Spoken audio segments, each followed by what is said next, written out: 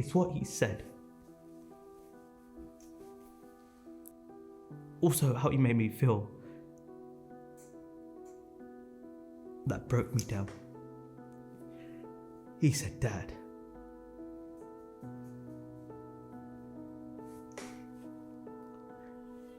I'm so lucky." Now, any father watching this would understand how much that means. Knowing that your son is looking at you and saying that they are lucky to have you in their life.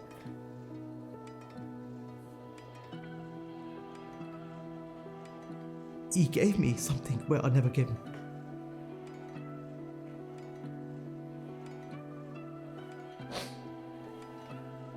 He taught me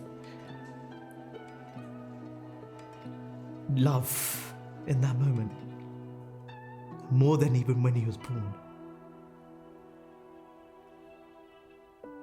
He taught me the value of dependency. He taught me the value of responsibility. Because Jeevan means life. He saved my life that day. He genuinely saved my life because he made me keep a promise to myself that I won't share. But that's the catalyst that changed everything. Imagine carrying the weight of expectations, silent struggles, and the pressure to always have it together.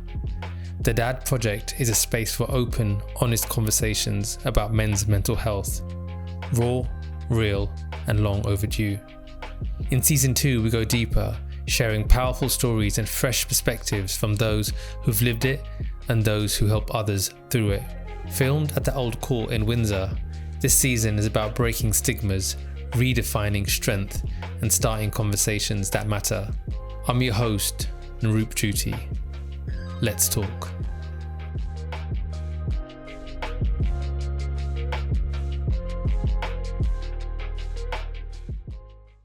Harj, I know your story is remarkable, but why are you sat here opposite me right now? So I'm Harj, a recovering gambling addict. That's not the title that I thought I'd grow up with, especially growing up in a South Asian household. You know, you've been there as well, right? Go to university, get a degree. I don't know, let's think about them. Dentistry, optometry, pharmacy, economics, law. That's what I thought my life would be.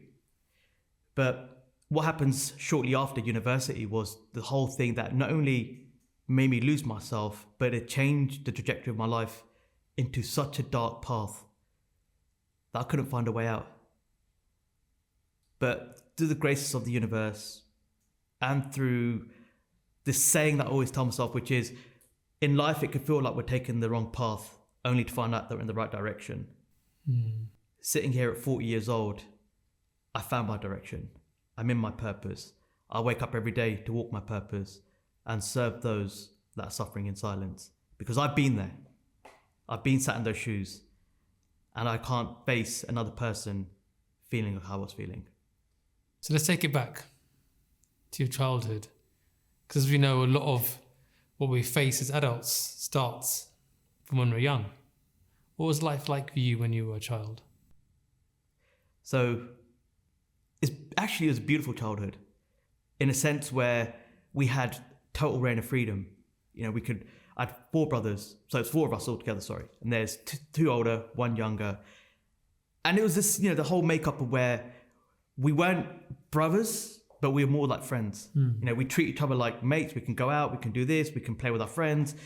And it was that typical Punjabi household. I had a dad that would just drink all the time. My mum was, trying to look after the children, giving us katapa, making sure we're in line. Meaning slaps? Yeah, man, 100%, 100%. Because that was what we were, My mum was definitely more of the dominant one, where she tried to keep 4 boys that she had in 5 years in line.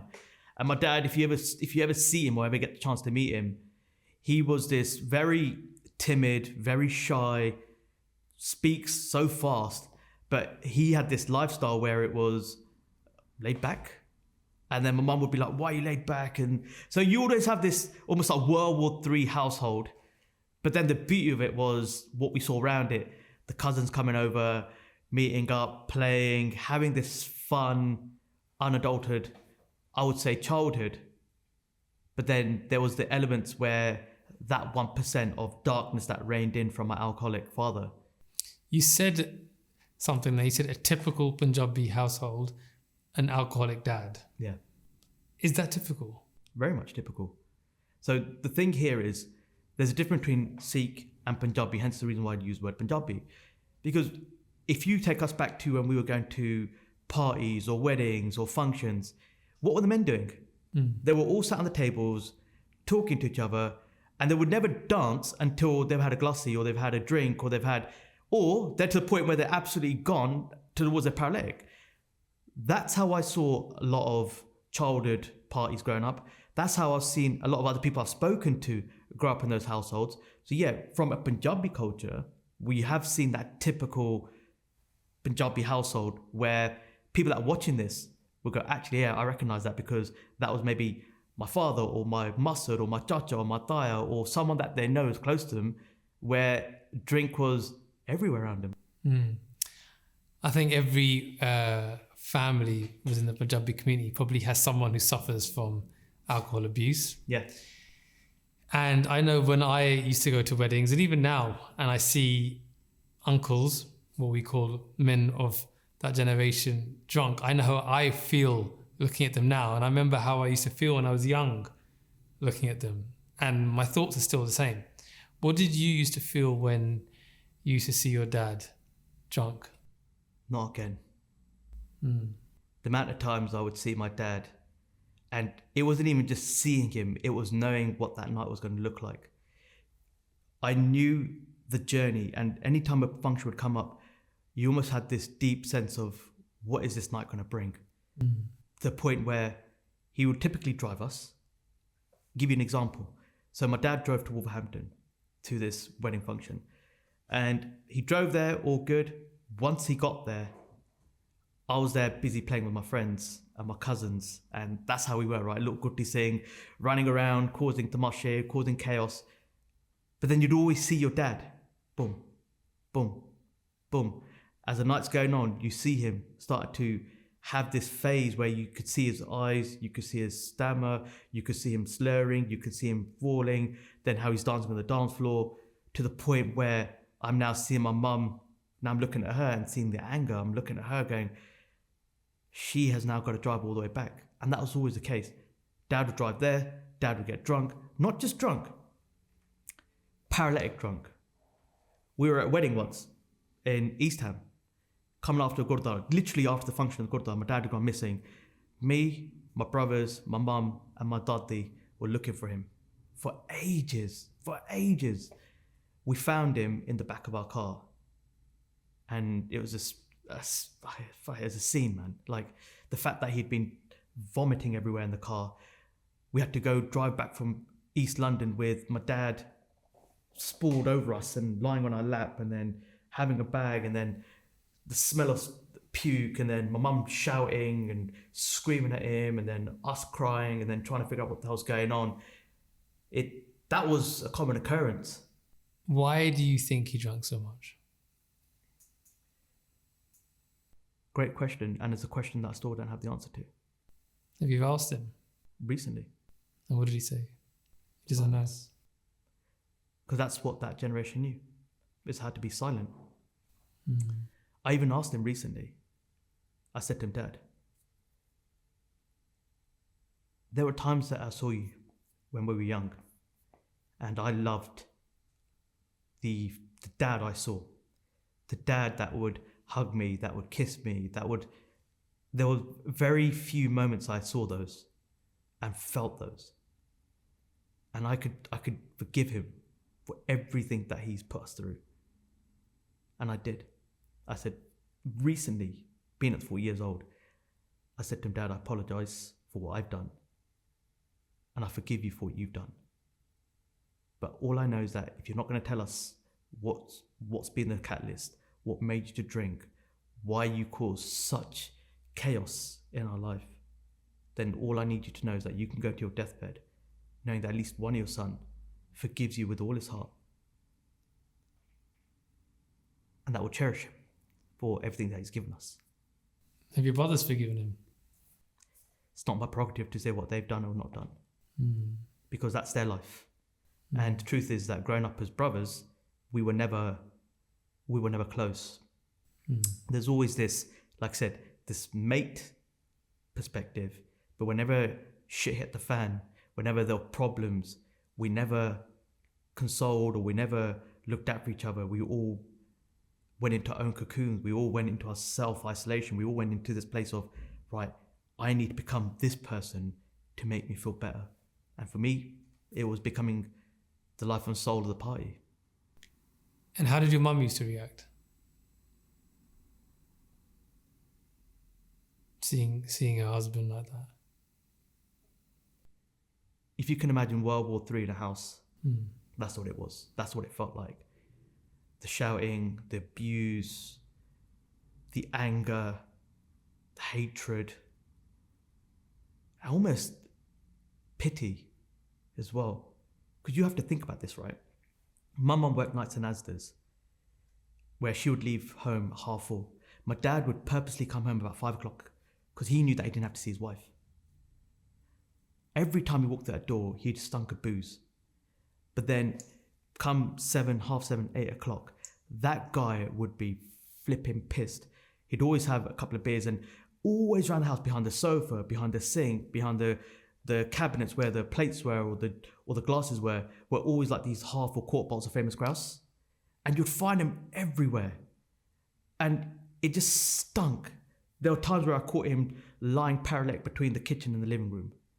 But there's one instance where I was 8, 9 years old.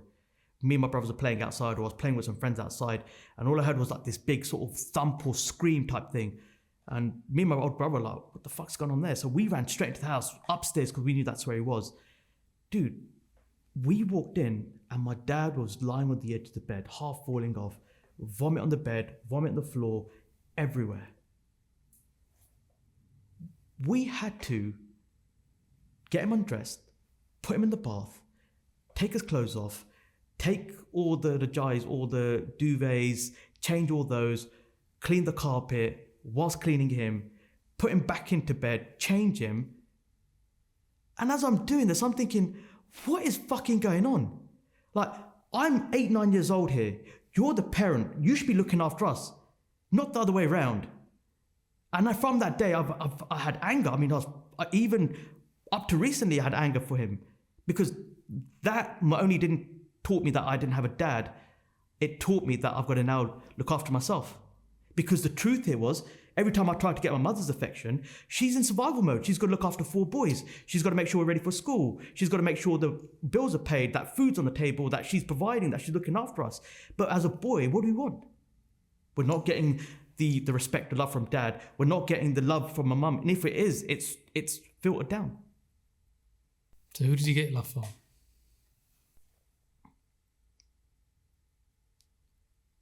From other people. So I said to you before, right? I was the life and soul of the party, where I found myself, I could be that person where it walks into a room and I light the whole room up. You know, not just from my presence, but joking, cracking jokes, making fun, dancer, having jokes. If there was a party that was going on or something that was happening, I couldn't miss out. So the word FOMO, right? The fear of missing out. That was the thing that kept me. And I would be right, I need to be there at this time. I need to leave. So you couldn't imagine, if I'm the first one on the dance floor, I'm definitely gonna be the last one off.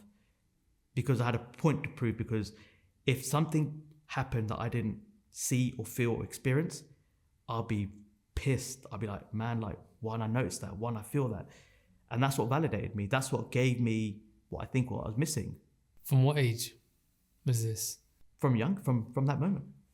And it was not just the part, you know, it'll be school. I've got to be with the it crowd. But the thing it was, I was that person as well. I could be friends with like the sense kids or the it crowd or the quiet crowd or the boffin crowd or all these things. I'd always find myself as, I just need to be in the it crowd or the cool crowd. I need to make sure I'm loved by every single person, every other person. And I was that person. everyone can come up to me and speak to me, no matter who you were or what status you had in school, because I just need to make sure I knew what's happening in your life, because I could almost be a person to speak to. Does that make sense? And how did that make you feel being that person? Loved it. Like, if I didn't get it, I'd have to go and find it. It was addictive. 100%. Think about it. If I'm speaking to people, or think about it, when you're in school and then when people are like sort of talking, and then you're like, are they talking about me? Are they talking about something else? Or what's going on here? And you're like, shit, I need to be part of that conversation. But the thing is, they're in the other part of the class and you can't step up because now the teacher's going to say, sit back down. And now you're sitting here with this like guilt and this FOMO and this like, shit, I need to know what's going on. So you start chucking letters and like, what's going on? Tell me what's going on. So I needed to know what people were saying.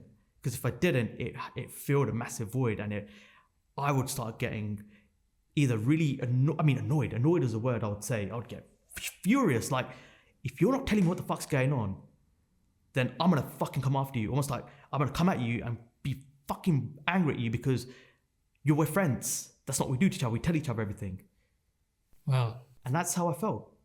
That's a real search for validation and acceptance, I guess, right? Because you're now being accepted by a crowd, or searching for the acceptance because you weren't getting accepted at home, right? Yeah. So this addictive behavior of needing that validation, needing something back, that stayed with you, didn't it? Yeah. Throughout my whole life, even to now. So it lasted through school, college, university, and even after that. That need for attention, that need to be loved, or not even just loved, to be significant is the word I want to say.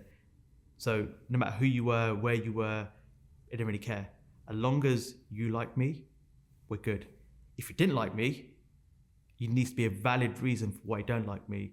Because if it doesn't, then I'm going to basically cuss the shit out of you. So what would happen if someone didn't like you? I'd curse them. Or then I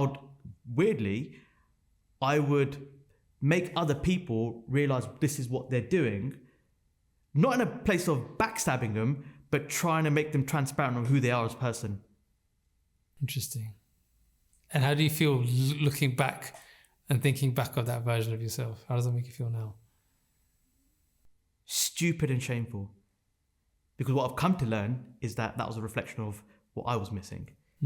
Because I'll be speaking to someone else and they'll be like, hold on, I don't feel that way about this person. But no, you have to feel about this way about that person. Because ultimately, if they're not feeling this, they don't like me, hence the reason why that self-validation kicks in, then surely, why do you like me? If they don't like me, then you don't like me. And if you don't like me, then they don't like you. So it's almost like this continuous loop. But the loops need to sync with each other. Otherwise, it just falls out of place. And if it falls out of place, then it ends up becoming, well, fuck you, I hate you, I don't like you, don't even come into my life. Wow. That seems like a crazy place to be in. It's binary. Either like you or I don't like you.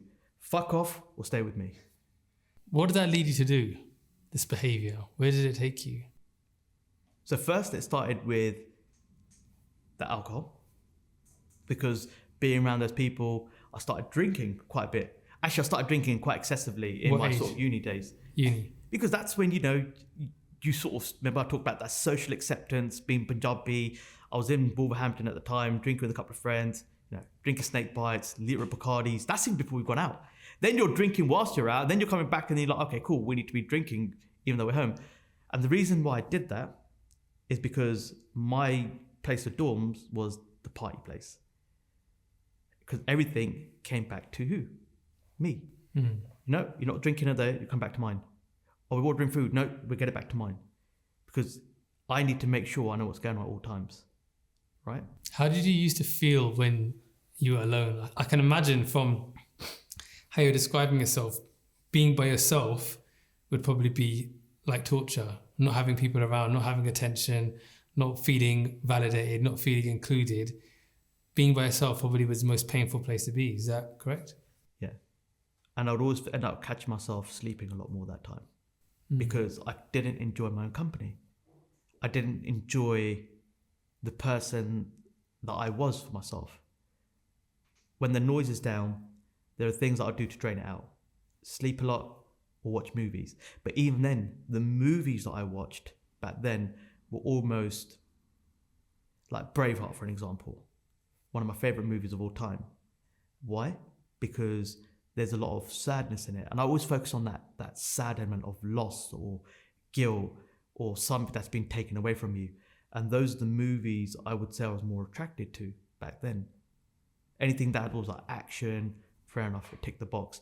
But anything that was deeply emotional, where there is a big loss or there's a big cut, where you know that there's a big void, I would be weeping, man. Like, even today when I watch Braveheart, still love it. My wife still hasn't watched it. I'm like cursing it, like flipping out. It's a classic. One time I was watching, different things, we talk about that. And I was drinking J&B Rare, watching Braveheart. No one around me, no one's telling me to do this. But as I'm watching it, I'm actually just going into self-wallowing, self-pitying, and just saying, what is my life? You know, who am I?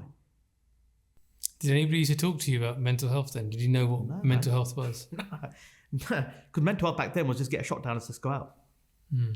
And that's what happened. So that's pretty much when I left sort of university in 2007. I studied law, didn't go into it because it wasn't for me. I actually ended up starting a business. Funny enough, we were talking about business before, right? I started up like a mini version of Facebook. It was called Club Gel at the time. Okay. So within 2007 to 2009, we grew that to about 65,000 students. Oh, wow. Which is not bad great. For someone that, and what I was doing, the way I was doing it was I was going around student union around the whole of UK and just saying, oh, there's a new thing, blah, blah, blah, get them on. But the way I sort of positioned it was, like student union had their own little clubs. And the way it would work was, if you've got a hockey club of, say, Birmingham, and you're now speaking to someone in Kings or City, you can have a little conversation. So it's almost like a social interaction of student union clubs. So it grew. It's similar to how Facebook was started out. It was just university students, right? Yeah, and the reason why that started off is because, actually pretty much started off in year 2 university, because what happened, I had got my student loan, and I pissed away that student loan within a couple of days. My parents aren't rich. They're not from a well-to-do background. So if I go back to them and say, shit, I need money, then they had no, we weren't rich. We were pretty much like, okay, we can afford a couple of things, but not that. So what happened was I end up, do you ever remember $1 Million Pixel? No. So $1 Million Pixel was a simple concept. So on a web page, there were 1 million pixels, and each pixel sold for $1. So this, I think it was 15, 16 at the time, had sold a web page of advertising in little pixels, and he made $1 million. I was like, surely there's got to be something. So my brain started going, well, I need to figure out what the hell's going on here. Because to be honest with you, I found law flipping easy. It's just remembering things. So I just spent my time learning about this. Then I learned about click ad banners, and I heard about this sort of 14, 15-year-old that was making stupid amounts of money at that age. He had a black card from the business. I was like, well, what is this black card? I'll figure out what this was. But then I saw that life. I was like, hold on, these are people that are younger than me or similar sort of ages that are doing phenomenal things. So then I heard about click ad banners. My auntie had a property firm in Birmingham. I said, let me do this for you. She was like, okay, I don't understand this. So I was like, fuck all, let me just focus on this. I'll get paid on people that come through to you, that all the clicks, all that get. But I tried to push my luck. I was like, if you make a sell, do you mind if I get commissions? Like, no. Like, just do the first part first. But then what happened was every week it would end up being about 100 quid to 200 quid or 250 pound. Christmas where it got a little bit bigger, but then I was making money every week by doing that. So that's where my sort of background came into. So you're quite entrepreneurial from a young age. I wouldn't say I'm entrepreneurial. I would say I'm just a hustler. I just love getting in there, getting stuck in, and finding little opportunities. I'm an opportunist at heart, shall I say? And that's then carried on with me. So after 2 years, what ended up being a conversation with a big media agency, because they want to promote to these students, ended up being from a conversation advertising to acquiring the company. I was like, I'm fucking 21, 22 at the time.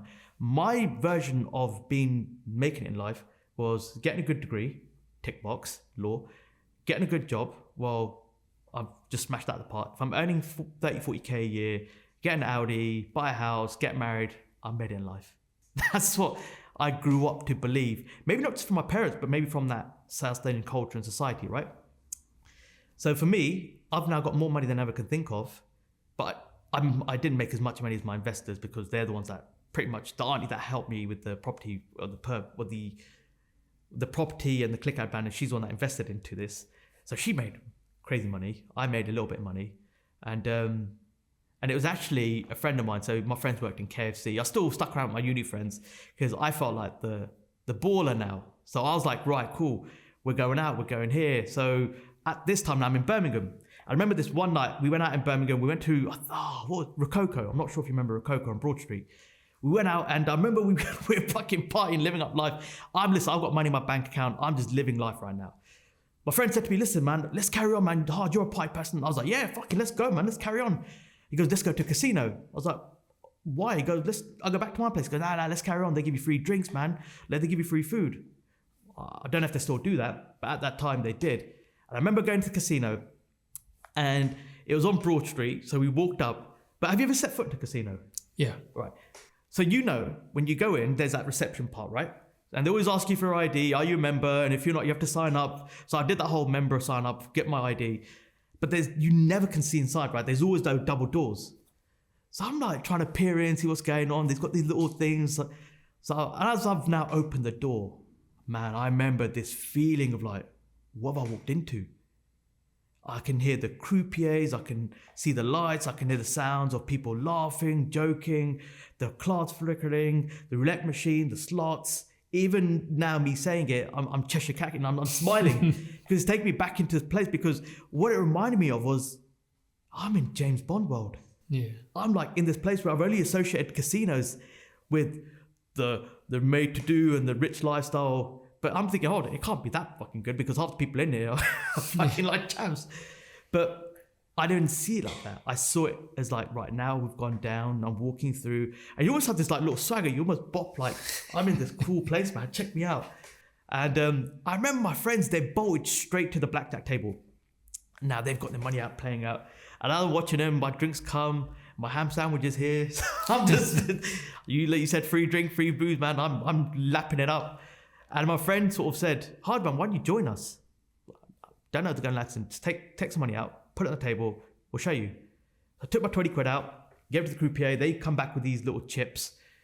And as I'm placing my money down, they're putting out these cards. My friend's going, right, don't take a card here. That's a soft 17, blackjack, 2-1. Don't take a card. So they're flipping coaching me on how to play. Bro, within about 30, 40 minutes, I turned £20 into £60. Now that doesn't sound like a lot, right? But in my head, I'm like, okay, remember, I've got money in my bank account. This is something that I enjoyed. It was fun.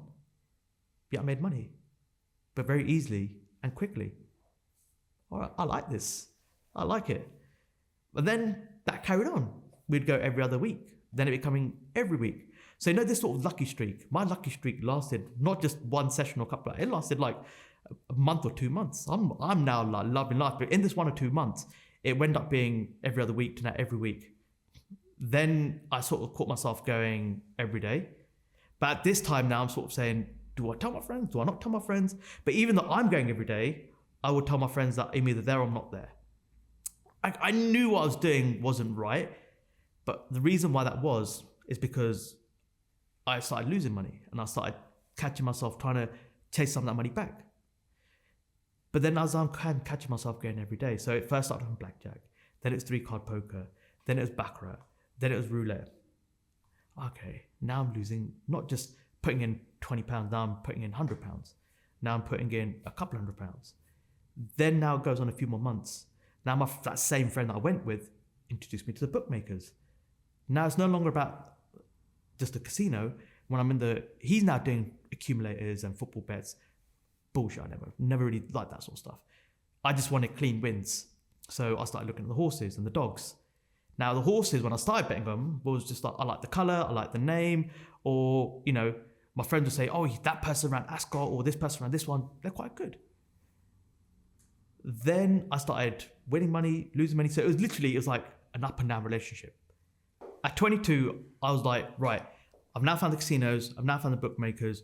So now I'm betting every day. But to the point where I'm not just betting every day, I'm betting like on everything. But the thing was, I started off doing stupid bets, but then you start to try to tell yourself, do you know what? It's that next one that's going to win. That next one that's going to recoup my money. But the way I can do that is if I make better choices, or if I did this wrong last time, I can do this better this time. So to the point where I would start analyzing horses. I knew the jockeys, I knew the trainers, I knew RP ratings, I knew speed ratings, I knew their mares, I knew where they run, are they longs, are they soft, you know, what their pre-runs. I knew it down to a flipping detail. Because if I can make, I'd say, informed and better decisions, I'm more likely to improve my chances of winning. And yeah, it did happen. So what happened was, when I started testing this theory, it worked. But what I would do is I'd place big bets on them. So now it's not longer hundreds, now it's going into the few hundreds. Everything I'm now doing, it seems to be like I take one step forward and now 100 step backs. Fuck two, it's 100 steps back. Because now I'm now chasing these big losses. And you get to a point where it no longer is about the money. It's about, right, I say it's not about the money, but it always is about the money. Otherwise, why you've been doing it in the first place? But it's ultimately, I'm just chasing and chasing and chasing and chasing. I chased so much that within a year, bear in mind, this is only a year, the money that I made from the acquisition of the company, I'd gambled away. How much was that? You're talking nearly 100 grand. 100 grand? That's in less than 12 months. At 22 years of age? At 22 years of age. And no one knew about this? No. This time where I was in Birmingham, I'm sitting in my flat. It's about 5 o'clock in the morning, the sun's has risen, and I'm just leaning at the edge of my bed like this, thinking, I've got fucking no money in my account. What the hell do I do? Well, I can't get any money for food, I can't pay my bills. So all I did was what I always knew, was go back home. I got on the train from Birmingham, packed my shit up, not knowing I couldn't pay my bills and my rent and all that sort of stuff. So I went back home. I had to hide in the toilets because I had no money for the tickets, right? I'm pretty sure people watching this have done that, where they've jumped the train, jumped the toilets, wait for the conductors. Got back home, and I didn't tell my mum that I'd gambled. I didn't really talk about it. I didn't really open up to him or tell him. But I said to Mum, listen, I've made some bad choices. I've lost some money on some bad investments. I need to come back and just sort my life out a little bit. And the thing is with Indian parents, they don't ask questions, right? They don't go, well, I need to know why they'll flip your bag. Go in upward, don't worry, child. Come back, we'll look after you and everything will be okay. So I was always confident in my own ability. So I said, you know what? I'm going to start from scratch. Whatever's happened has happened. I've lost that money. I'm just going to start and rebuild my life again. I'm telling myself this. So I'm now applying for corporate jobs. Within a couple of months, I found myself now head of marketing for a technology company. Once again, I bragged that. Got in there, and now when I started doing my work and the first paycheck hit, the first paycheck should have been pay your bills, pay your debts, do this, do that, give some money to parents, start rebuilding. Nah. What I realized in that moment was it became my bankroll. It meant every single month I would get a bankroll to fund my addiction. Because the truth is, I was so deep in, I need to get that money back somehow. So when you were on that train journey back, sat in the toilets, what was going through your mind? What were you thinking? What were you feeling? How am I going to get the money back? That's my whole, how am I going to get the money back? I've lost that money. I'm a fucking idiot. I'm stupid. I should have done that better. I should have done this better. You know, you are living life. You know, you made money. What people may find challenging to understand in that situation is you had the 100 grand in your account. After you lose like 10 grand, surely you say, okay, I'm not that good at this. I'm just like losing money. Why don't you just stop? It's a great question. Because you're blindsided by the truth. Which is that my perception around money was tilted. Pardon the pun. It's tilted because I would have wins where I've won like 1,000 a day or 2,000 a day. So it almost creeps you up to the point where you can see you winning that money back, and that level of glint of hope is what keeps you back again. Do you think that you needed validation to make you think that you were good at something by this gambling? Because you were the party boy, you wanted to be the center of attention, you needed validation, didn't have the love at home. So maybe doing this gave you a buzz that I'm good at this, I can make money, I'm worth something. Was there any of that involved? Yeah. The truth is, I always try to deem myself as I'm making good choices, I'm making the right choices, I'm doing better in life. Because people around me, I can see them now. Because remember, they're now left university, they're getting jobs, they're doing this. So that was what's happening. That was the battle that the outside world will see. So if they saw me on the outside, they'll go like, let's skip a few years. I'm now going to corporate jobs. I'm now, working for the Royal family. I'm working with Pippa Middleton, Jane Middleton, the Middletons. I've now left them. Now I'm working in the private jet industry. I'm earning 6 figures in salary, right? I'm actually, quote unquote, if anyone looked in, he's flipping in a phenomenal job earning 6 figures. I met my wife on a flight back from New York in 2012. Bear in mind, I was in Vegas before then for a mate stag, but I was fucking gambling like shit. True story. Whilst I was in Vegas, the time that I spent gambling in one sitting was 40 hours straight. Wow. To the point where I told my mates to fuck off, leave me alone, I'm on a roll. Oh, bollocks. They went out and stuff like that, but I literally got up and I was just gambling. But I had my little systems. And when we talk, like, I'm trying to validate myself. I'm trying to prove a point to myself. Okay, I see my numbers coming in. I'm going to go bet. I'm not going to do this. I'm not going to do that. Okay, I need food. Give me some food. Okay, so I wasn't continuously betting, but I'll be just constantly trying to think of when to bet, when not to bet, when not to bet, when to bet. And ultimately, that was my whole rhythm in life. It's like, when am I going to go all in or when am I going to stand? What did your friends say to you when you were in Vegas and you told them to fuck off? Did they try to intervene? Because the thing is, people tell you about people being compulsive gamblers, but you become compulsive liars as well, man. Because I could always tell them, listen, man, I'm on a run. Look, you carry on going. And when they come back, listen, I've just won this amount. And then what I'll do is I'll just say, right, okay, even though I might be down, listen, let's do a couple of shots. Let's do this. Let's do that. Let's do this.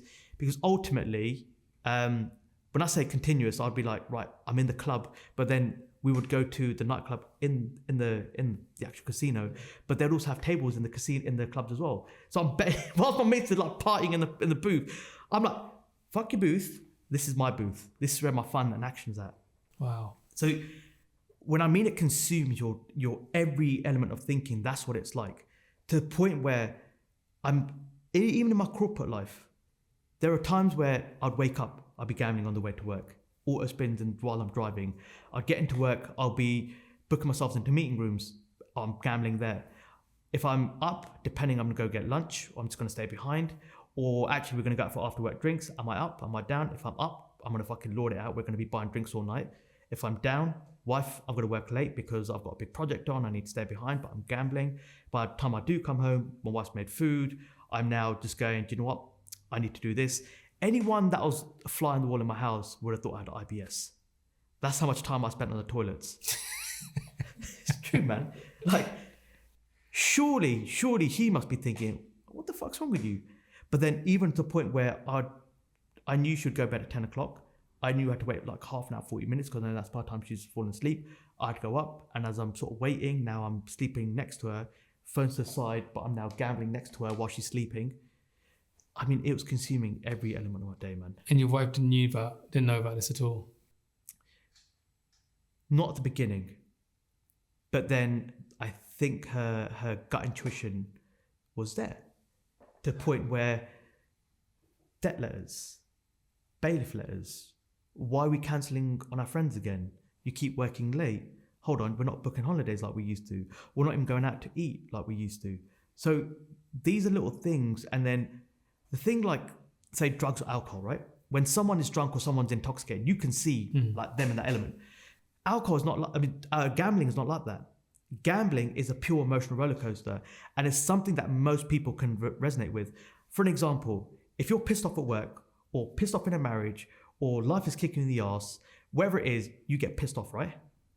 Same thing with gambling. You can use those as excuses to now excuse you for this secret life that you're living.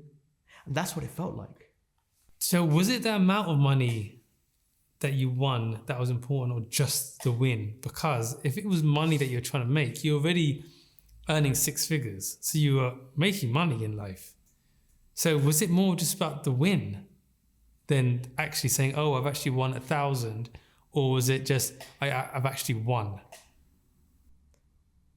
The truth is, it's not even the win. It's not even the amount of money that I won. It's my self-worth. Why wasn't being married, having a good job, having your family and friends, why wasn't that enough? Twofold. One, I saw the debt that I was in and how much money that I lost. But also, remember, I've been opened up to a new world of business owners making millions, my auntie owning a property company.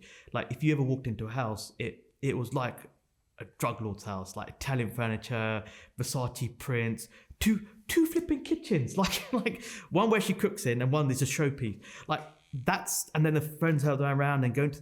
So when you're opened up to this new level of life and world, why would you want to come back down? So even though I was on 6 figures, because I'd been open to a life where she would never cook, even though she had 2 kitchens, there was Pizza Express or taking the kids out for food, I knew that there's a better world out there and a better life out there. And the only way that I could get access to that world is by gambling my way to it. But was that the truth? Was that the only way? Because from the vibe I get off you and speaking to you off camera, I know you're a super smart guy. Like, you see opportunities everywhere and you know how to turn them into something successful, monetize them. So surely there must have been other opportunities for you. Do you know what? When you're in an addictive state, you become the dumbest fucker alive. That's the truth. Because when your emotions are high, your talent is low, right?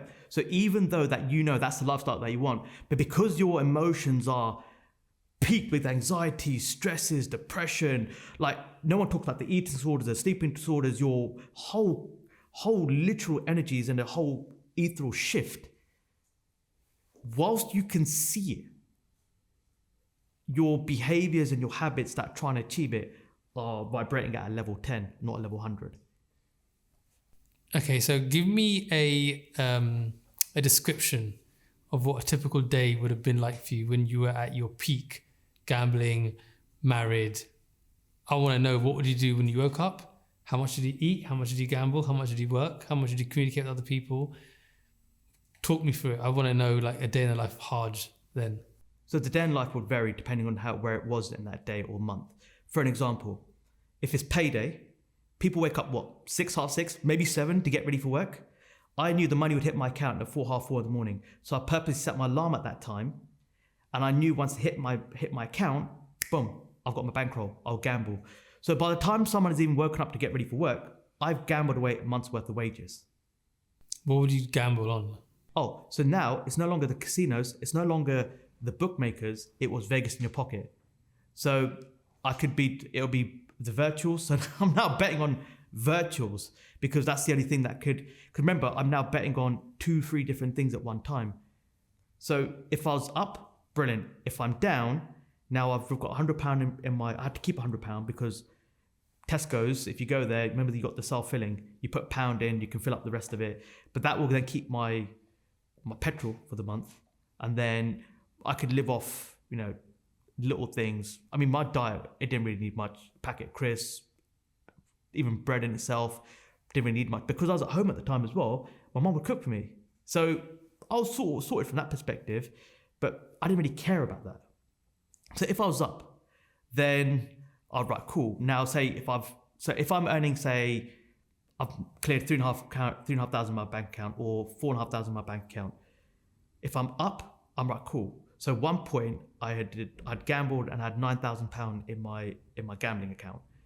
So on the way to work, I'd bet a couple of auto spins and I was up a couple £100. And then I've got into work. As I've just gone into work, I sat in the car and I've now gone up about another couple £100. Oh, fucking hell, I'm on a roll now, right? I'm hot streaking. Now I've gone into work. I've sort of done my meetings. Now I've gone into the toilet. I'm thinking, right, I've turned literally a couple of grand into £9 grand. I could turn 9 grand into 90 grand. That's my thinking. So I've now gone to the toilet. 20 minutes in. Bear in mind, I ain't even fucking done a shit. I'm sat on the toilet, literally thing down. I'm just sitting there fucking gambling away like a fucking crackhead. And it's within 20 minutes, I'd gambled £9,000 away. Wow. The worst part here is the way you talk to yourself. You want to fucking punch the shit out of the wall. You want to punch the door. You want to kick everything. You want to scream. You give yourself that internal, like, I'm going to kick the shit out of everything. But the even way you talk to yourself is like, you wouldn't even say that to your worst enemies. But then you have to flip the mask on. 20 minutes later, I'm in front of Chris or Dan. Oh, how you doing, man? How's things? You good? We've got a meeting later on. I talk about wearing masks. So imagine right now that you've just lost 9 grand, but now you have to go back into the office and carry on like everything's okay. How did you do that? You become accustomed to it. You get so used to that. And this is the weird thing. People with addictive behavior, especially gambling, their money pressures, it means zero. Because they've been in the depths, they've won, they've been in low. So for me, in my head, I'm like, okay, I've lost 9 grand. So my head is now conjuring up another way to try and get that 9 grand back. Okay, who do I need to borrow money from? Who do I need to steal from? Who do I need to defraud from? Where do I leverage credit cards or payday loans or whatever it is just to get access to money? So my brain is now thinking of all these schemes. Like, the worst part here is, if you're my friend, I would make you lend money to me, but yet make you feel bad for not lending money to me. How would you do that? Because I might know what your weak spots are.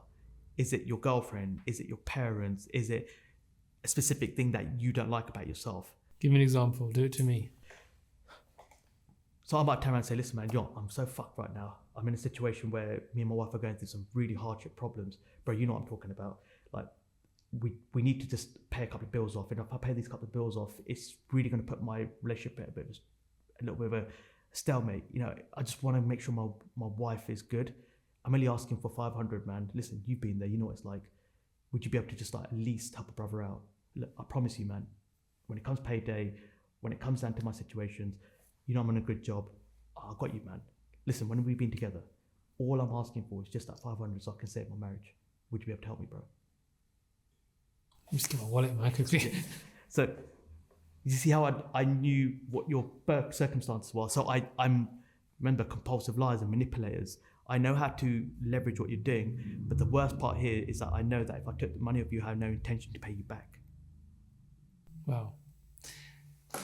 You must have felt guilty, doing that? To a point. Then you think, fuck it, guess what? I'm more worried about the guilt that I've lost on the money. That's the truth. No, I like the honesty. That's the truth. And how many friends did you lose? Loads. I call myself the Tasmanian Devil for relationships. I come in, whirlwind, fuck things up, and then I'll be like, do you know what? You've been a good friend. Okay, I'm moving on to another one. Because what I saw friendships were as a place of using and abusing. So we talk about a cousin. He didn't lend me stuff, so I stopped talking to him. You know, it's things like this where, remember, gambling requires 2 things, time and money. And remember, people with addictive behaviors become resourceful. I'm going to do everything in my power to get access to that money. But unbeknown to the people that really matter, like my wife. If she knew about what was going on, there were inclinations like, hold on, why is your mate asking you for money? Like, his wife contacted me saying, you owe a bit of money. I said, yeah, you know, I went out with Chaz and I just lent him a bit of money and he owed me a bit of money. And so I'll do it and make her confused. Go, hold on, like, what you owed him? Like, what? So then she's like, oh, just sort it out. You see what I'm doing? I'm confusing the situation. But this is what I mean, is that everything comes and ties back to gambling. And it's almost like having a toxic relationship, almost like a mistress. That's how gambling felt to me. And anything that I can do to protect her or it, I would do everything in my power to make sure no one knew about the secret world I was living. Yeah, you described your relationship with gambling as being a toxic relationship when I spoke to you on the phone before coming on this. And I found that really interesting. But you said it's like a mistress, you want to protect it. What would happen if anyone came next to your mistress? What would you do to them? So anything in my power to stop it. So lie, make it about them, fight anything. I mean, anything that I could do to protect it at all costs. Hide letters, hide my situation, dissociate from the conversation. It's almost like you almost create a barrier You know, it's like, when you get a phone out, well, not if you remember, but if people watch this, you might get a phone out and you're like, oh, I've got to protect this thingy, or I can't make sure I'm this, or I've got to make sure I message it. So it's all these feelings that you get. And the reason why I say it's like a toxic relationship or like a mistress is because the way gambling will treat you. It'll be like, no. But then when it comes back, he goes, oh, I'm going to give you a bit of love. I'm going to give you a bit of affection. And that thing that gives you that feeling of oxytocin or that dopamine, or now she's giving me, she's paying me. And then it's sort of eludes you into this weird false sense of reality that I'm talking about gambling and a fucking woman. Yeah. Like, it makes no sense. But ultimately, it's the thing that I'm missing out on. Yeah. And it's giving me what I'm feeling, that validation of, am I good enough? Or actually, if I have that amount of wins, then that's proving my love back to myself. And then I can actually pour that back into my family and go out and do this sort of stuff. But then when it takes it away from you, it's like, hold on. It's like your missus not giving you sex again. It's like, what have I fucking done? And you're holding it back from me. Come on, at least give me a little bit of a taster. And then you even talk to it like a fucking girl. Even before you jump on the bed. Oh man, like even when you jump onto me, listen, I know you've been bad to me recently, but come on, give me a little love. I'm talking to my phone like this. People will look at me going, this fucking person delusional. Like, what's going on? You fucking mad? But I'm talking to it, like, I'm giving it love. I'm giving it some attention. I'm almost caressing my phone as well as I'm talking to it. It's weird. But you treat it like I don't mean to laugh. It's just, I've never heard anyone describe it in such a way. But I think it's a really interesting way because it can help people who don't understand addiction to give it some sort of a way to relate to it. Yeah. Because it's like an addictive relationship with another partner. That's how they can manipulate or be manipulated by a partner. So you've really painted the picture really vividly, and you're a great storyteller. I'm really enjoying listening to you describe it. I'm just speaking from experience, man. But I know I say enjoy in the term of, I know it's a difficult time, but you're really bringing me into your world a lot. It's almost like I'm sat beside you as you're going through this, which I think is a reason why you're so good to helping people now, which we'll get onto shortly. Yeah. But how much debt did you then accumulate all in all? So the debt comes from, yes, the gambling, but even before we get there, I think it's important to let people know how it got there. Okay. So living this, remember, this lives of secrecies, shame, and truth is, part of it was I wanted to keep it hidden because being part of the South Asian culture, gambling is not talked about as much as, say, drugs or alcohol, right? So what would they, remember, perception, what would they think of me even if I opened up about this or share? There were times where I wanted to tell people about this, but I didn't want my perception and what people thought of me to be filtered in a bad lens, right? Did you ask for help? Nah, you stupid. What am I going to ask people with the fear that these are the people that are my friends, and if they now dissociate with me, it's, remember, that people policing kicks in, doesn't it? And that's such a grip in my life that I'm going to be losing all of that. So guess what? Nah, leave it to one side. I'll stay where I am right now and be in this place. But all of these secrecy, remember, like my wife saying, the debt letters, the bailiff letters, this person asked me for money, all these things. It was the 16th of June, 2020. We've just gone into a pandemic at that time. I just lost the job at that time as well, because back then companies were cutting back. What happened was about 8 o'clock in the morning, and we had fantastic weather back then. I'm walking into the bedroom and I hear my son, my 2-year-old son, Jeevan. Remember that name, Jeevan. He's playing. I'm a coffee person. I love the smell of coffee in the morning. You know, had a coffee on the way here. But as I walk into my bedroom, my wife is now on the edge of the bed. Bro, I have never seen her in this situation before. Like, in this, sitting on the edge, crying, like breaking down like I've never seen her. But when she looks up at me with this eyes of not even just disappointment, it's disgust. And when you catch that, your mind starts pinging off. But first thing is, what's going on? Tell me, you're crying, what's happened? You're shaking. What's happened? My first instinct is to find out what's wrong. But boom, it snapped. Because remember, that disgust kicked in. And I recognized what she had in her hand. And it was my phone. everything's like what she found. All those lies that, is it about this? Is it about that lie? Is it about this lie? I am now no more worrying about what she is going through and what she's crying about, but more about what she's found out. Remember, I've been trying to protect whatever this for ages, but even then I've told so many lies. And there it was. She turned the phone around and she couldn't even look at me. And she got access to my online bank account because I had a hidden one. Bro, transactions after transactions after transactions after transactions. I'm not talking 100. I'm not talking a couple of hundred. I'm not even talking thousands, not even tens of thousands. You're talking fucking stupid money. I remember she looked at me and as she's crying, she couldn't even get her words out. And she goes, I can't believe you fucking done this to us. You said to me you'd never hurt me. And it broke me, man. Was that your money or was it your joint money? Both at that time. So you've been gambling your wife's money as well? Yeah. Because I was looking after the bills, etc. We were behind on mortgage payments, other situations as well, like gas bills, electricity bills, stuff. Do you know what hit me in that moment? And I'm begging, I'm pleading, I'm trying to make sure everything's okay because I'm trying to get a lifeline here. And the reason why I'm trying to beg is because something hit me in the fucking gut that moment, which is for so long, so from 2009 to 2020, that's 12 years of my life I've been trying to chase a jackpot. I've got a jackpot sat in front of me, man. My wife, the life that she's built with me, and the worst part here, bro, is everything that I've done, she has been stuck by my side. Even though I've created problems with my family and people and friends, she's always stuck in my corner like a fucking rock. And we've also now found out we've got another child on the way. She's pregnant with our second child. I remember her just fucking... There's so much emotion going in that room, screaming.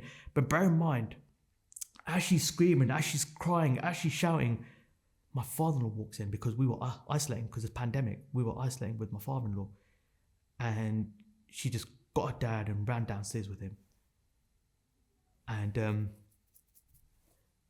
it felt like hours had passed.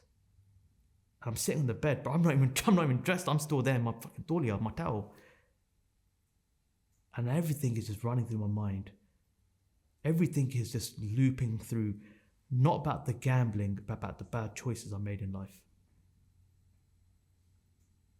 A couple of hours have gone past, and she's come in, she's got pack your bags, get the fuck out. And I'm crying, bro. I'm like, oh, please, give me another chance. Let me have this. I'll make everything right. She's not having none of it. Literally went to the cupboard, got my bag and threw it out. So now I'm now crying, fucking talking to myself in ways that you wouldn't talk to yourself. I'm packing my bag. 40 minutes have gone by, I reckon. She's given my son, and it almost feels like I'm saying goodbye to my son for the last time. It's like, I'm not going to see this face. And what this beautiful boy has given me. The last time I'm going to see his face. But I'm just like, I gave him this kiss. Like, I'm so sorry. But I never said sorry to my wife in that sorry. And my wife comes up to me. And she sits on the bed next to me. She says, Harj, if we're going to work on our marriage, you're going to have to get professional help. I've been given a new lifeline here, man. I was like, all right, this is your moment. This is your pick your socks up, make it work. And when you hear that, anyone that's been in that situation knows how powerful those words are. If we're going to work at this, everything shifted, my energy shifted, everything changed, and it's almost like I felt that came from Jeevan. Okay, so talking about Jeevan, One thing I find challenging in what you're telling me, I know you were going through a dark time, what addiction does to a person. When you had Jeevan, when you had your first son, why wasn't that enough to stop you doing what you were doing?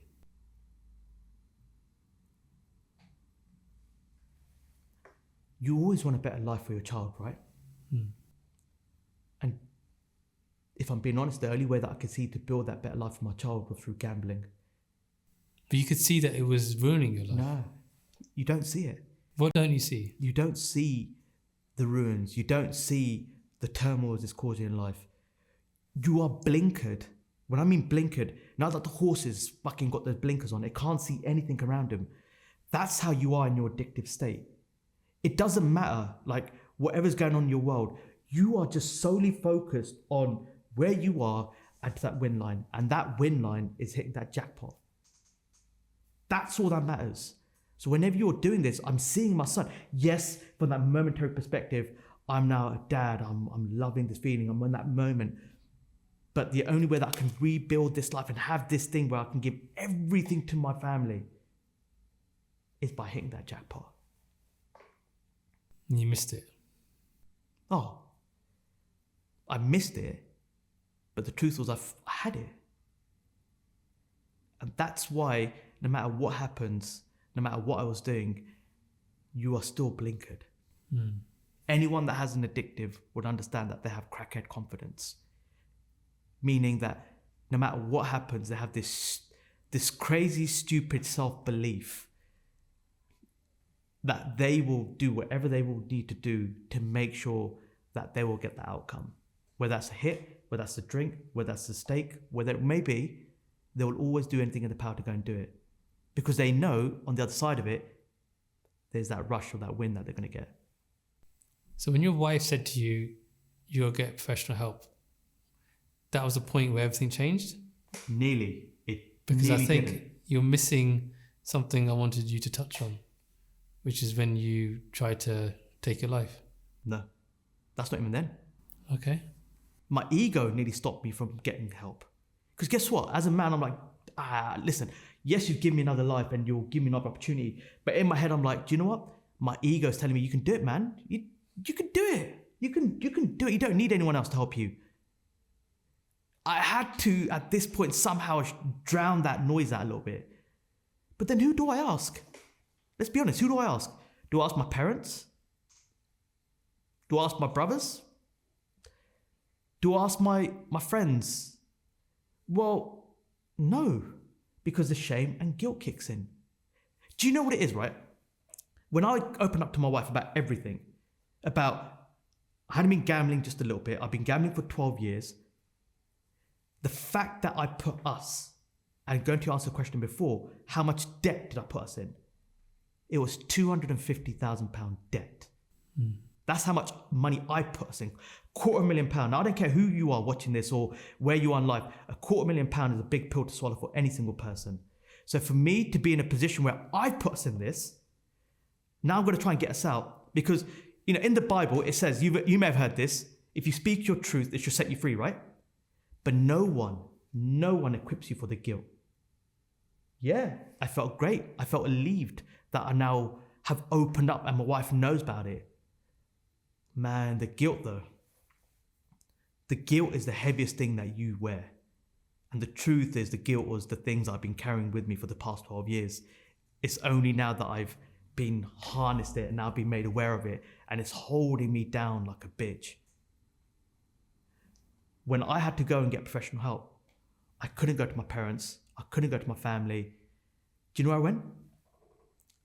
I actually contacted my local temple, my local gurdwara. I called them, opened up. Because you know what? A memory of my grandmother came to me, my dad's mum, my dadi. She said, whenever you have a problem, always go to the gurdwara, always seek help and solace there. I came off that call, bro, feeling more judged, more beaten, more, I would say, decapitated as a human being because of the way they made me feel. What did they say? The language, this is wrong. You're like, in other words, where they say it to you because because Punjabi can be an aggressive language, like you're stupid, you're an idiot, you know this is wrong, the Guru tells you wrong, the Bani tells you wrong, the Holy Scripture tells you it's wrong. I know I'm fucking wrong, but help me, man. Like, you're the ones that are meant to be sharing with me the right things to do, not piss me off and make me feel worse than I am really about myself. I'm in pain again, man. Like, I'm already in pain. Now I'm going to another level of pain, but that pain is also saying to me, you got this, carry on. Googled it, went to NHS, filled out their form. Within 24 hours, I was able to now speak to them. My wife is now, right, cool, and she's keeping tabs on me. I mean, watch me like a hawk. I've given her access to my bank accounts. I don't want none of that. We had to change so many different dynamics. But what we had to do was get the help. So when I went to NHS, I'm no longer one-on-one. It's not in person because of the pandemic. It's all online, and now I'm thrown to the wolves, meaning I'm in group sessions. I'm opening up to a bunch of strangers on a fucking group Zoom call, like it's a GA meeting that I've never experienced before in my life. Like, what the hell do I talk about? That carried on for a few weeks. Was this just gambling addiction, or was it addiction in general? It's gambling. As this carried on, I thought I was getting better, but the reality of that guilt was weighing me down even more. Because what happens is that this self-sabotaging dialogue that you say within yourself, I'm a piece of shit. You fucking broken your wife's trust. You have to rebuild the debt that you put you into. Your wife was also pregnant with your second child. You're not worthy of being a father. You're not worthy of being a dad. You're a fucking waste of space. Didn't you say those things to yourself while you were in your addiction stage, while you were gambling so heavily? Yes. But then gambling would help me fill that void because now give me... So it's weird because yes, you say it to yourself. Remember, like I said to you, the way you talk to yourself, you wouldn't even wish person worst enemy. But gambling would then give you that release again. Now I've got no release. What? Because the release was meant to be therapy, but I'm getting worse. Because whilst people at NHS might be able to treat a problem, you have to understand people. And it felt like they were tick boxing as opposed to helping a human. And it was actually on the 18th of August, 2020, where that dialogue within myself was just really weighing me down. And I helped a friend with his business, he had a security guard in business. And I said to him, let me come on and help you through sales because I needed to get out of that 250k debt. So I started with him and he lived in Nottingham. So I just jumped in the car, went up to go see him. And on the way, I messaged my wife and said, I'm going to go see this person. I just need to get away. We're going to talk about the business and talk about sales. So she knew of him and what he does. She's never happy because in her mind, she's like, has he gone to a casino? Has he gone here? So she's now back to her. Yeah, the trust, right? Because I've broken that. But what happens here is that I'm trying to navigate that, but at the same time, I'm still having these thoughts in my head. And as I've gone to meet this person, he's had a couple of friends that come around now. Now they're enjoying themselves. But the thing is, even though I'm feeling like this, up comes a wall of masks, smiling. Because the truth is, behind the smile, I was dying, man. I was suffering worse than I've ever done before. But I'm like, let's what about this and what about that? And I'm just trying to push myself out of this feeling. And it got to a point, it must be about 11 o'clock at night now. I've said to him, listen, I'm going to go home. My wife's been messaging me. I'm done. I want to go back. He's like, cool. He goes, now stay the night. I go, now I want to go back. As I'm driving back from Nottingham, I'm on the M1. Then it's this weird feeling. Even though have you ever had that feeling when you're driving, but yet your mind is dreaming? You're in this sort of weird world, but you're sort of conscious as well. But that conversation was happening again.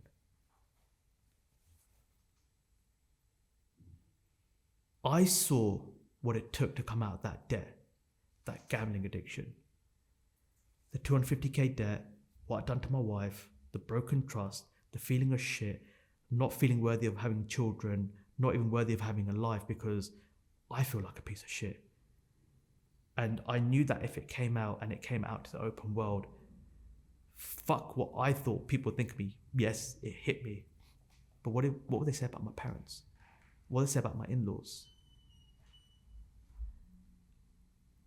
the only way that I could see that I could come out of that was going to the darkness. So I remember being on the third lane. We just passed Leicester Services. I took my seatbelt off. I had this moment where I put my foot down, let go of the steering wheel, closed my eyes, and I said, God, bring me closer. Bang! Done.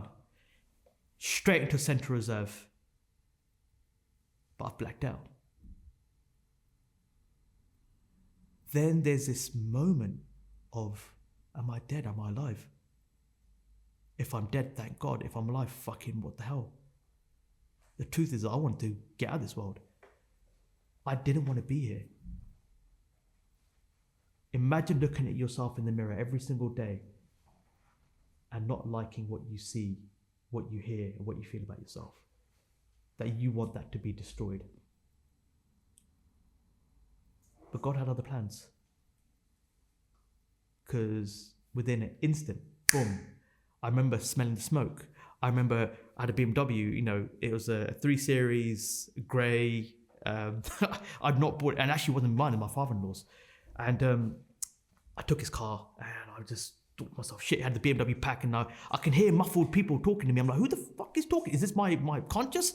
And it's basically saying, do you need help? I was like, send everyone. I'm like, I don't know who the hell I'm talking to. Just send everyone. God, send everyone.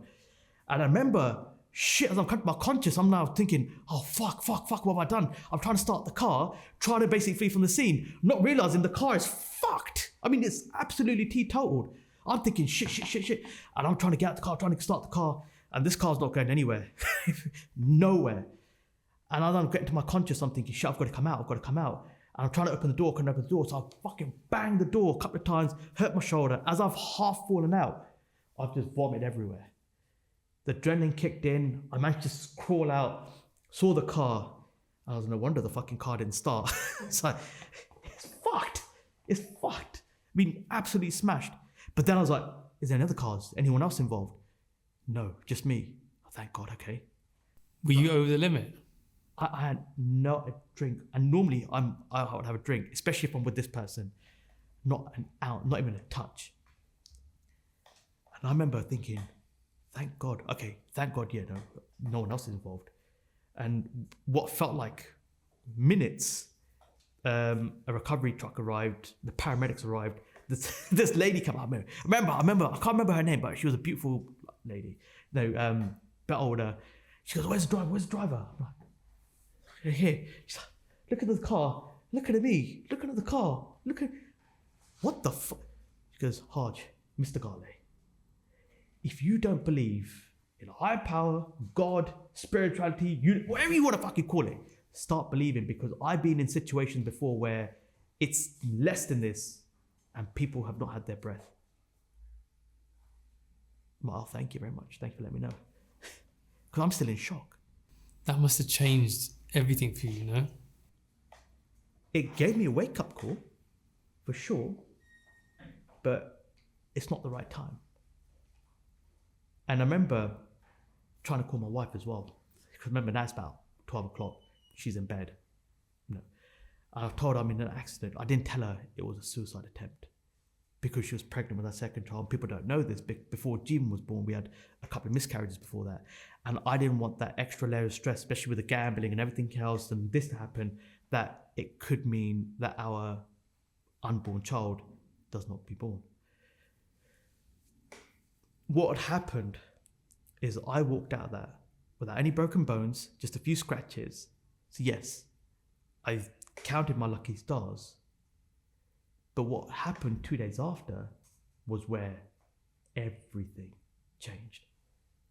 When you talk about the universe giving you a kick up the arse and the answers that you're looking for, that was the 20th of August 2020. So you felt failed by the temple, failed by the NHS, and your only solution was to take your life, right? I felt failed by myself. That's the truth. I could tell, yeah, NHS, my wife, my family, what I've done, how I've pissed people off. But it all came to me. Because remember, I didn't like what I saw, what I felt, what I heard, and I fucking despised myself. Because I did not like me. So what did the universe do for you? You ever had those days where everything just seems to be connecting, or things are happening and you're not sure why it's happening, and then this overwhelming wave of sensation kicks over you? Yeah. That was that day. And I remember, ironically enough, I find driving therapeutic, even though a couple of days before I tried to take my own life. And I took my Jeevan, my son, into the car at the time, 2 years old. As I'm driving around, I'm trying to grasp, maybe that's what happened. Maybe the delayed ratification of what had happened 2 days before came into existence, that moment. And as I'm driving, Jeevan, we drove past McDonald's on the farm road in Slough. He goes, oh, McDonald's. My son never asked for McDonald's. Never. So I was like, cool, whatever you want. I didn't care. Just went in there, went to the drive-thru. I said, what do you want? Happy Meal? He was like, no, I want some chips, fries. Okay, well, yeah, have it, Happy Meal, man. You know, no, I want fries, Daddy, I want fries. Okay, got to a bit, want fries. Went to the second bit. Know that lady when they give. So I'm sat here, my son's sitting in the rear passengers, and I remember it wasn't hot, but I remember giving it to my son. And as I gave it to him, we had this. Everything stopped in this cocooned world I was in. Everything went slow mo. And I remember giving him the chips, and he's just like, gets it, and he's like this little, and he's like, almost like a raw king. He's like, bites it.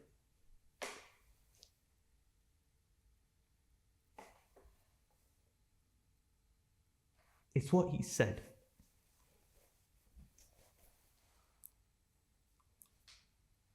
Also, how he made me feel. That broke me down. He said, Dad,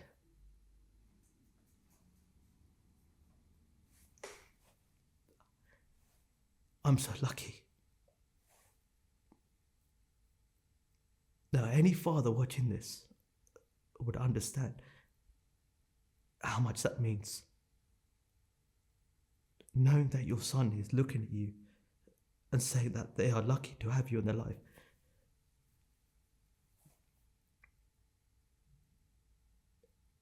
He gave me something where I never gave him.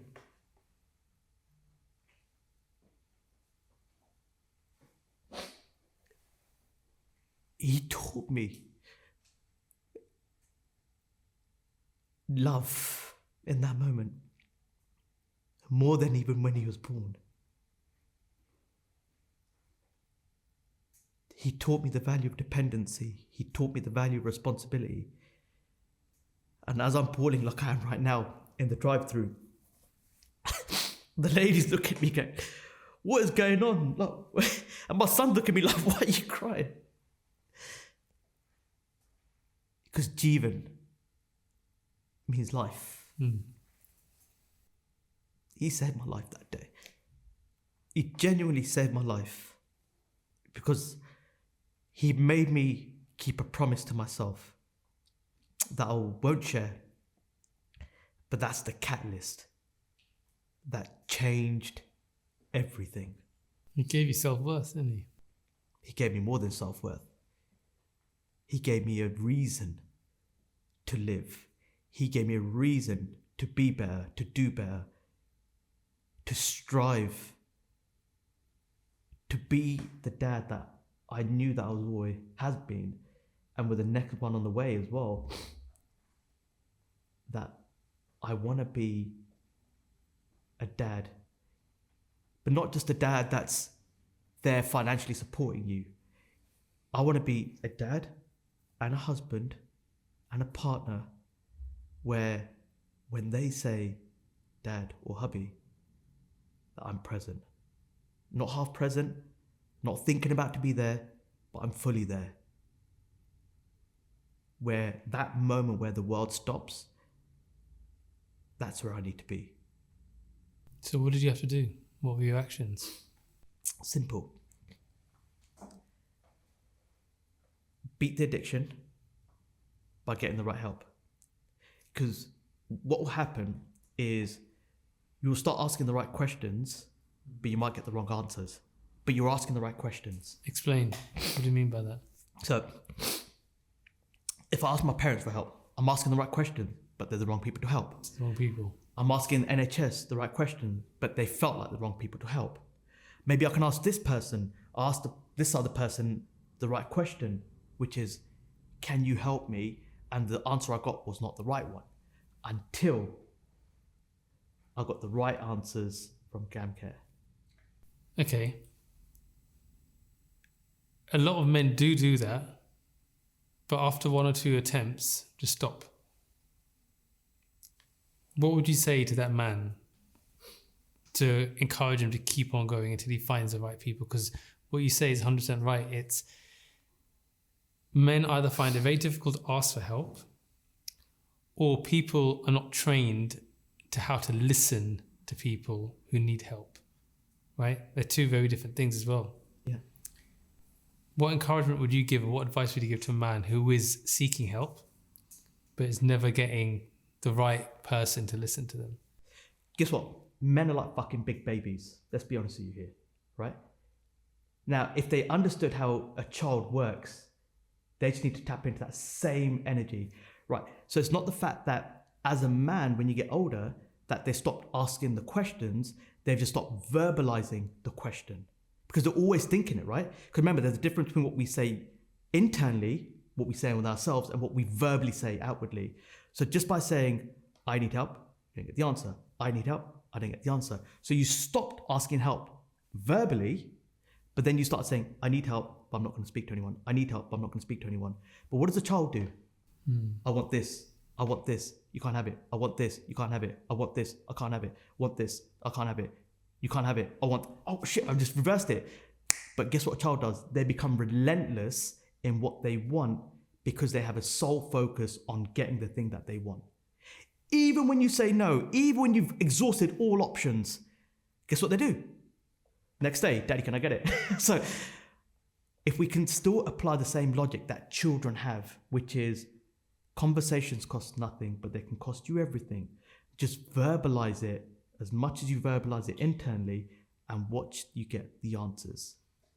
I agree with that, but I do think there's something else that as an adult, men might feel, which is when you're a kid, you can keep saying it and you're treated like a child as a kid is going to keep saying it. You understand it.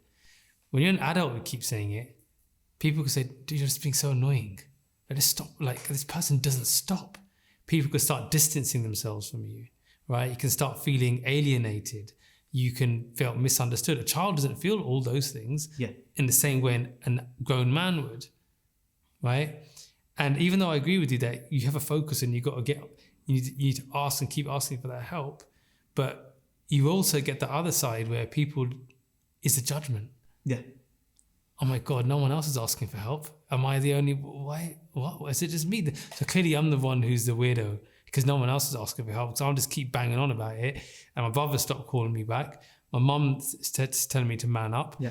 You know, whatever, my dad, whoever, parents, family, no one's there. I don't know where to go to. You understand the shame? Because I think that's one thing we don't speak a lot about in mental health for men in asking for help is the shame. Yeah. There's a shame of it. I must be the only one. Well, where does shame come from? It comes from suppression from my emotions and communication. Yep. Let's be honest with you. So look at it. From a child, what are men typically or majority being taught from a young age? Grow a pair, shut up, get on with it, big boys don't cry. So if we've been compounded with these, so even if we go, well, listen to your teachers, they know what's best. No, listen to your elders, they know what's best. So every time we try to voice our opinion or our thoughts, we're shut down. So if we have that continually throughout our life, then when it gets into points of relationships, right, now I've got to open up, but then my wife shut me down or my girlfriend shut me down. So every time we've opened up, we have now been suppressed our voice. Then we suppress our communication. But what we don't miss, and what we should tap into, is our curiosity. Because that curious child was always within them. You know that time where you were afraid to ride a bike, or afraid to go on a first date, or afraid to do that first thing, your curious child within you always pushed you. But because of life, because of responsibilities, because of people pleasing, because of becoming an adult, because of the suppression of our voice, the suppression of communication, we as men have to wait until it's pressure cooker moment until we blow up. And that's when, oh, look at him, he's gone fucking mad. Well, no, it's because we've been pressure cookered into that moment where rather than us systemically opening up and having little mini pressure cookers, we have to have a big pressure cooker. It just comes down to one thing. As a man, who do you actually intrinsically trust? If you're my best mate and I trust you with everything, can I have the curiosity that the same child had that always pushed him forward just to say, I need help? Or I'm struggling with something. Do you mind if I just share it with you? And if we have that compassion for ourselves, you'll be surprised what comes at the end of it. So men just need to understand that courage comes from compassion from oneself. Love that, man. Very well articulated. Did that experience lead to the formation of the organization that you're building and the help and the work that you're doing to help people with addiction? So it first started off, 5th of October 21 is how I started today. I went out to the world and said, I'm Harj, I'm a recovering gambling addict, and this is my journey.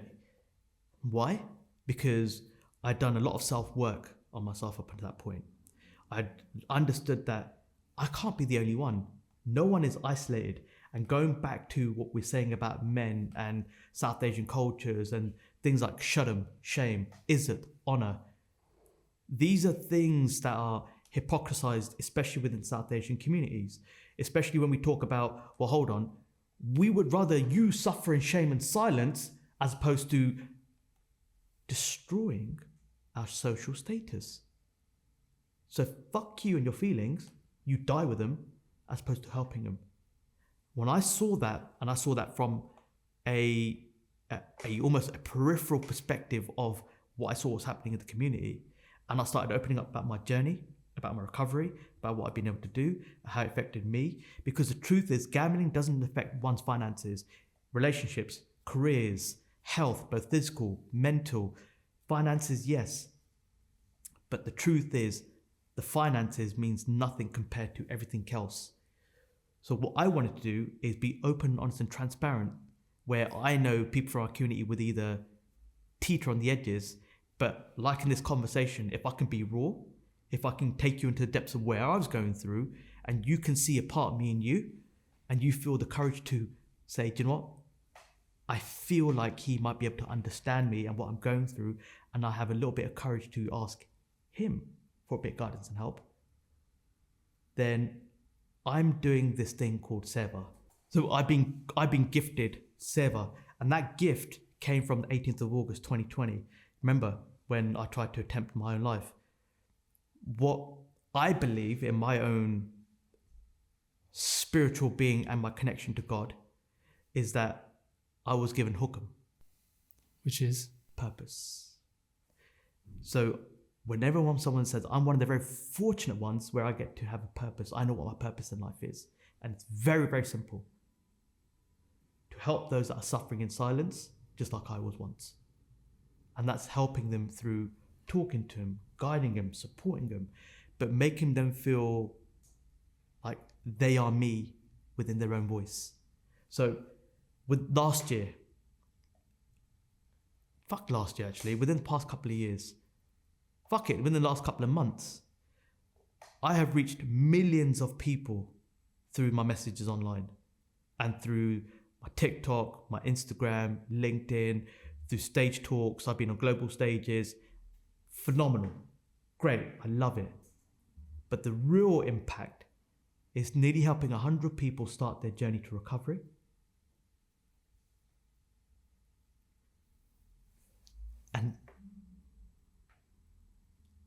And stopping 11 people from either thinking or attempting suicide. Remember, I've been there. And I want that to end from a place of purpose too, so they don't need to be suffering. So when everyone asks me, what's your purpose in life? Very simple, to help and serve. Do you reflect back on your life and ever think that all the difficulties, everything I went through, it had to happen? Have you come to peace with that journey? Because I think part of helping others is owning, accepting, and I use the word love loosely, but loving the experience because of what it created for you and for all the people that you're serving. Have you come to peace with that?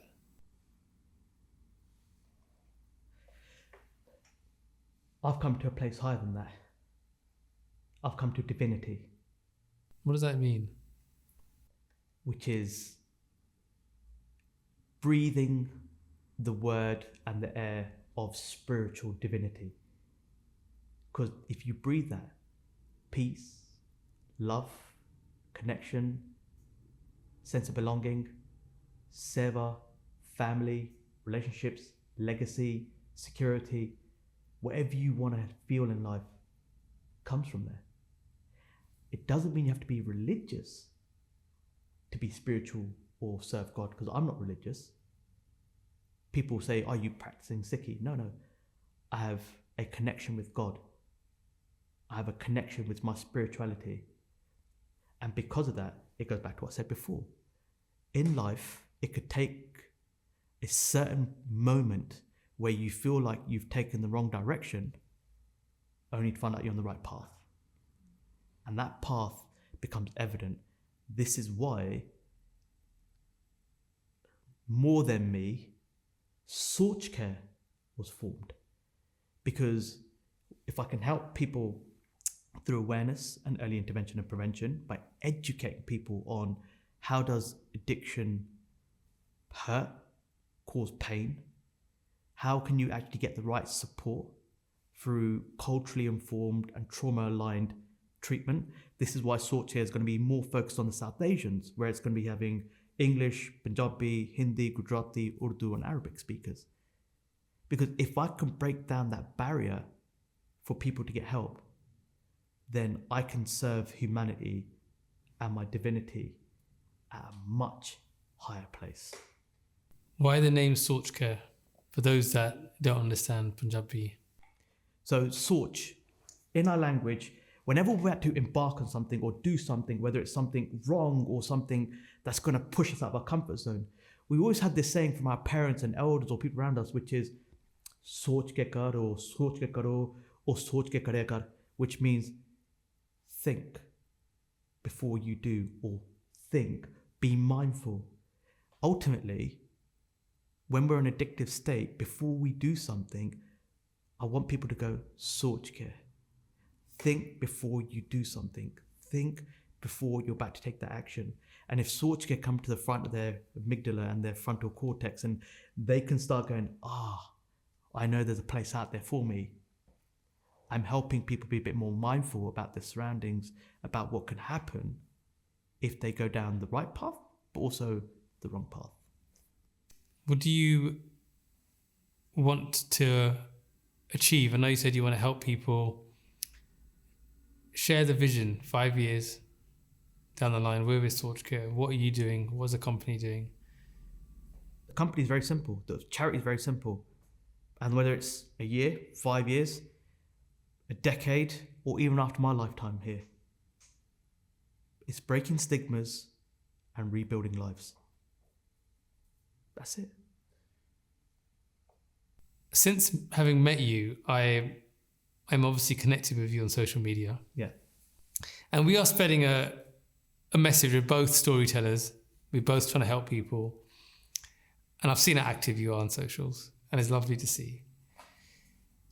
Where do you find the strength to be so vulnerable?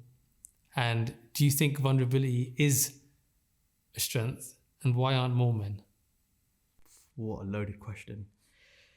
Have you ever heard the saying, once an addict, always an addict? Yeah. I believe that to be true. And the reason why I say this is because it fuels into everything that I do.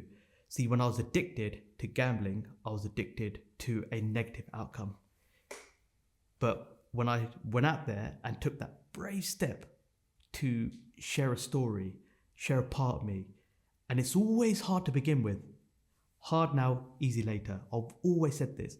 And the more times I did it, the more times I got out there, the more times I got my own way, even if it's just something very simple, very small, it can have a massive impact, until that first person reached out and said, I need help. My addiction shifted to now helping people. So once an addict, always an addict? Yes.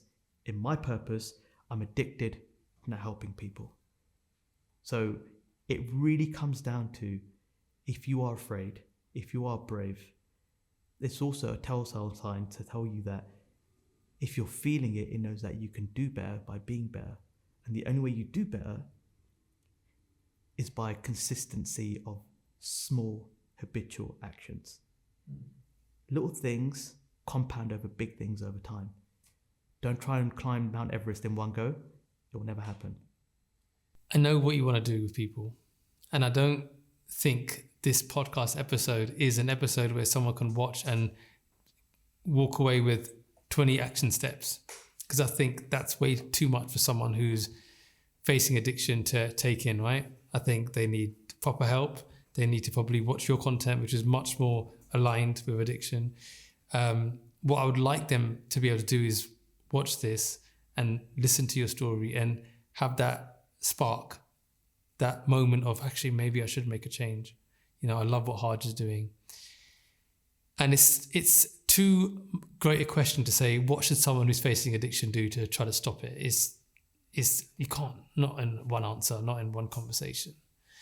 But if someone is listening to this or watching this and they know they've got an addiction, what's a few things that they can do just to shift that needle into a more positive direction and start their journey of change?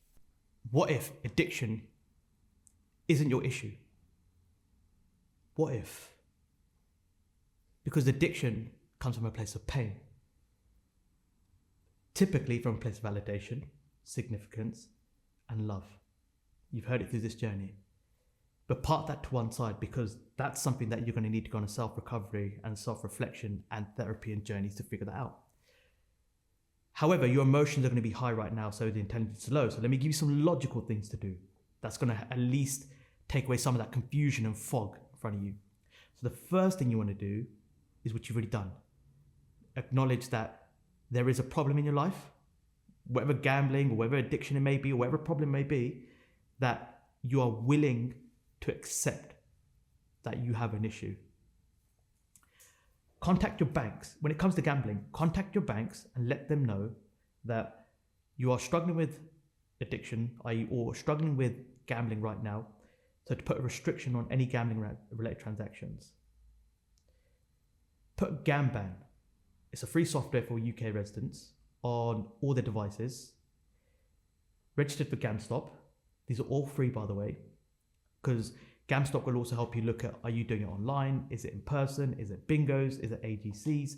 So what this is now, self-exclusion is like, imagine now your house being robbed, but now that you've been robbed, you're now putting a house alarm on your house. It's now putting on like these alarms. It's not going to stop you, but it's actually going to put a preventative measure in place. The third thing you want to do is start looking at recovery in terms of asking that question of, what is driving my pain to addiction? The last one is really going to hurt.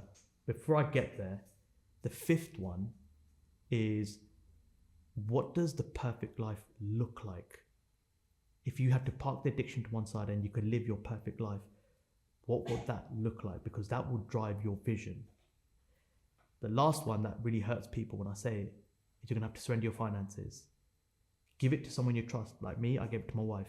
Can you park your money to one side so you can focus on getting better? That's as simple as it is that you can do right now. And watch, just by taking these small actionable steps, you'll start to understand that by taking little steps, you'll start feeling better about yourself. Love that. Really, really powerful. As we come to an end of this conversation, What's the one thing we should have talked about that we haven't? Generational trauma.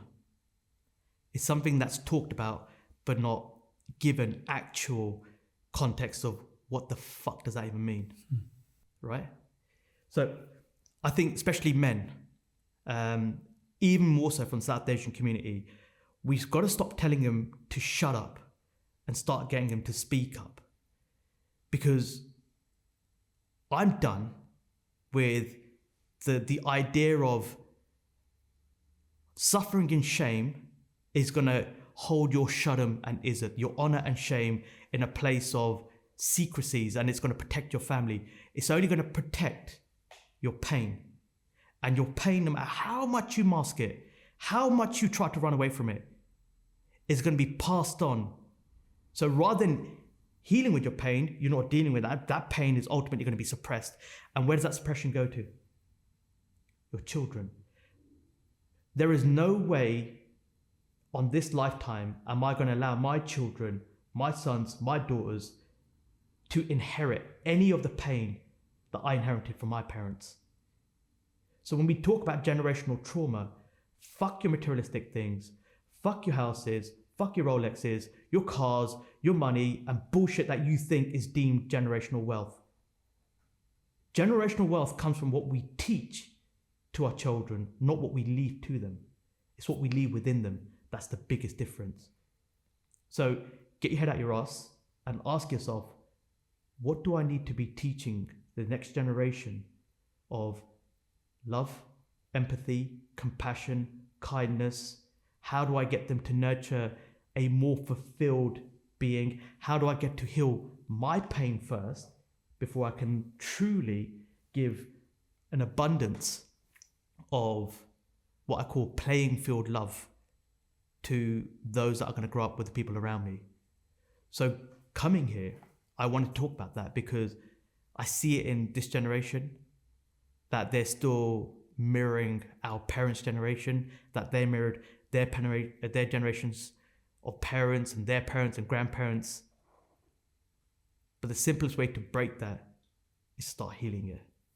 So I say, feel it to heal it and watch you grow from that pain. I love that, bro. Couldn't agree more. And I think that's a beautiful way to wrap up this conversation. I really enjoyed this because I think our friendship is probably deepened a lot more. I'm excited to see your journey, where you're going to go. I love the honesty and how raw you are with it, but I know it comes from your desire to help and your skills as a storyteller to really have impact.